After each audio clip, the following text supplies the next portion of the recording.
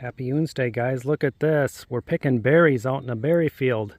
Red raspberries. We're going to get some blueberries next. We want to just get out of our minds. We thought, let's get out there today, outside where it's beautiful, and enjoy this fresh produce. What I like about this berry farm is that, look, they allow other things to grow right in between the berries. It's not all monoculture. They allow the grasses to grow, different weeds to grow, and that's great for the pollinators. And we're just enjoying walking through here and hearing all the bees buzzing. Ooh, look at that. And look at the corn.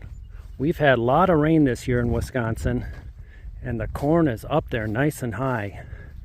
And you see the ears, they're about halfway there. They got a ways to go yet, but I look forward to that too, as sweet corn.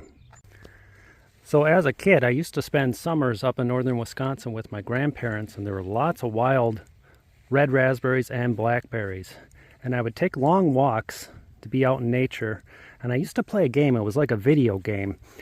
I would act like I was running out of energy, and I'd have to get a berry like to restore my energy, and then I could start walking fast again. And I had like a system where a red raspberry was worth like 1 power, and a blackberry would be like worth 3. So when I ate a black raspberry, I'd be like really energetic and I'd walk real fast. That was my childhood little game I played with myself. Goodness, guys, look at these blueberries. These plants are loaded. We are going to fill up this pint in no time.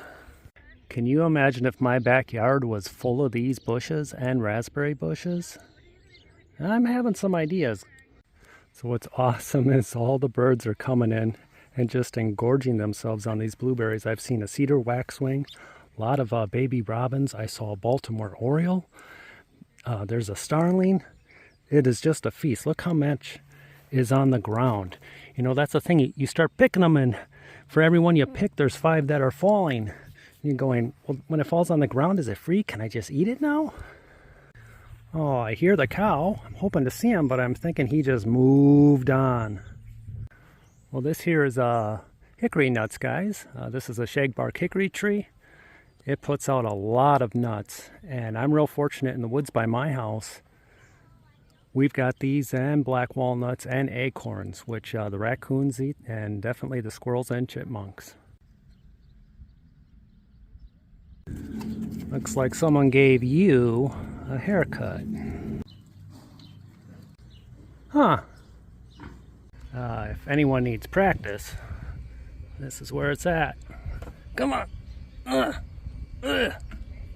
I'm no good at this. Okay, honey, what's your experience on dairy farms? My uncle owned a dairy farm, and my only time to really spend time with him was in the milk house. And what I did was I would clean the udders, and then I would have to start milking the udders. And you would have to grab from here and then push down. Grab, push down. And that's how you would milk a cow. How did it go? Was that okay?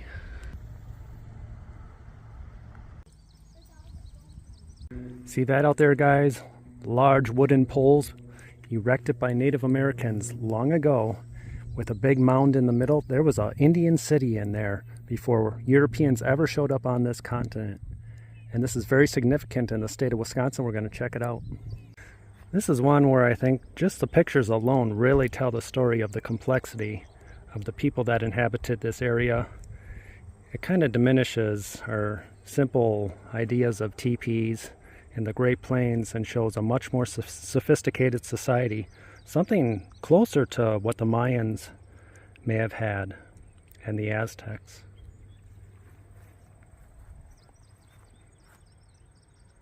Look at the beautiful Queen Anne's lace that's in bloom right now. So now we're approaching the stockade, the wood poles that surrounded the city.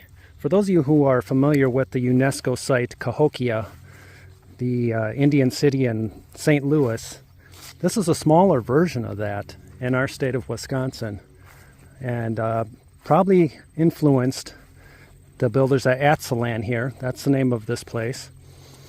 Probably had familiarity with Cahokia and wanted to do the same layout for their miniature city. So if you just thought it was this here, look way out there. The stockade continues, and look at that mound system, just like Cahokia.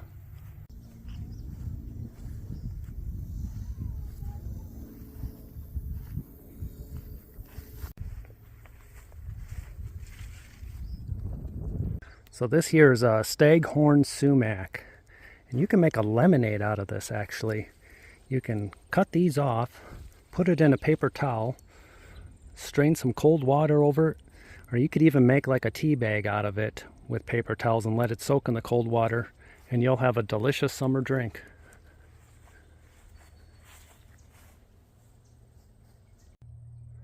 So we've been walking forever. This wall just keeps going and going with these little rooms that come out.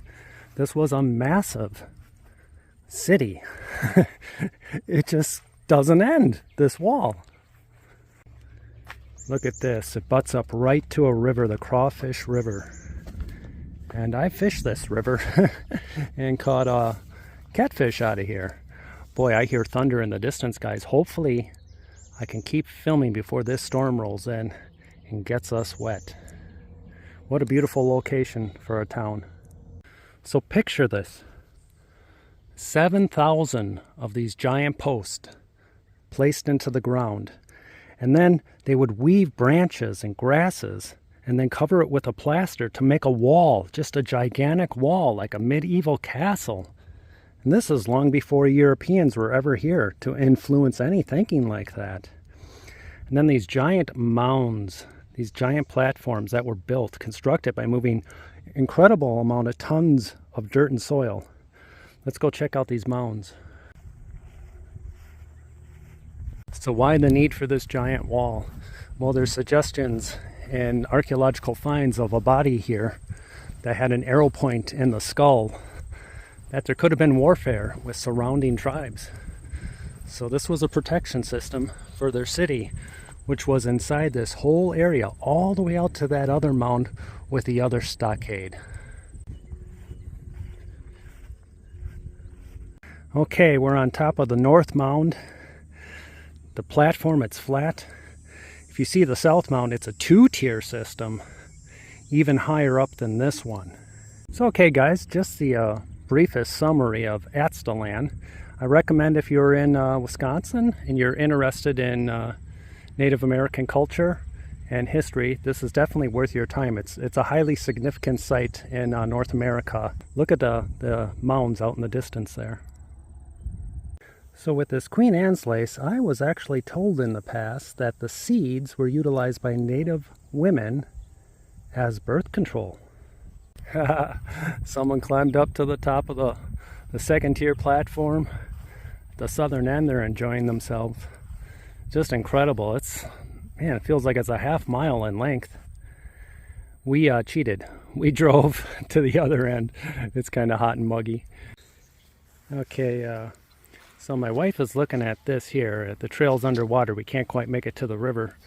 And it's giving her PTSD because we had to redo our honeymoon because our honeymoon was canceled with COVID. We were down in the Florida Keys. That's where we got married.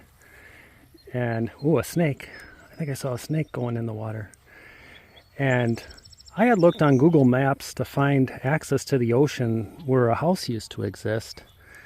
And it had been wiped out by a hurricane, and I really wanted to see it. So yeah, it was day one of redoing our honeymoon. And picture this is the trail going to the ocean. And we're step by step going to what looks like our own private beach. There's boats that are washed into the mangroves. We're so excited to find this hidden little gem.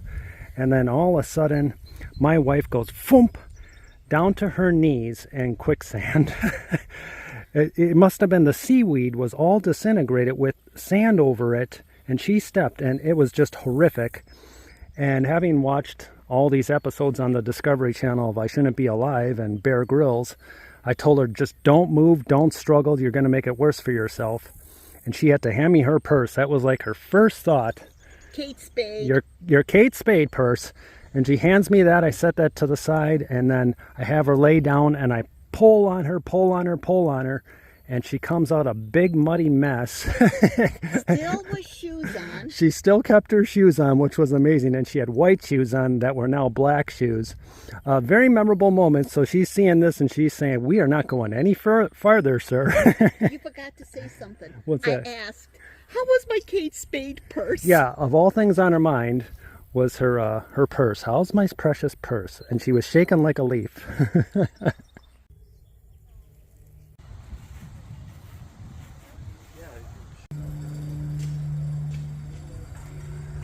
Okay guys, you want to see an ancient schoolhouse, 1838.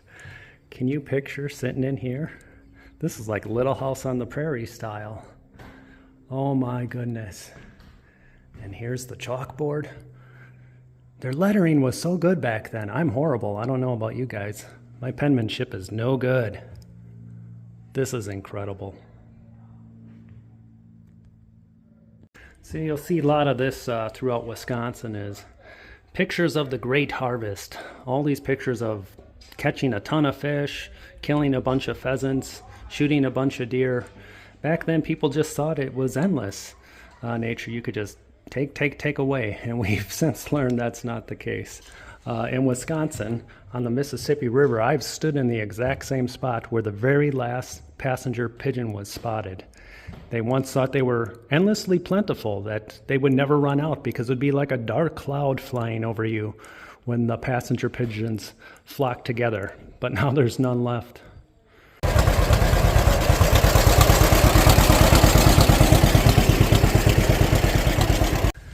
Okay guys, I'm going to say happy OONSDAY. Here's some more Indian mounds. Little festival going on in town. We didn't even know that. In the tiny little town of Aztalan, right by this ancient city.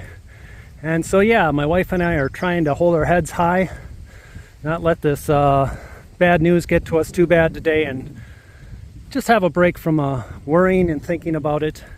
And I appreciate all your very, very kind, supportive comments, and for understanding what we're going through. And your prayers and your concern means so much to us. We really feel like we have a family with you guys out there of fellow raccoon lovers. So I hope you had a good time tagging along with us today, and we're going to keep trying to come up with some content so we can all stay together as friends. Bye now.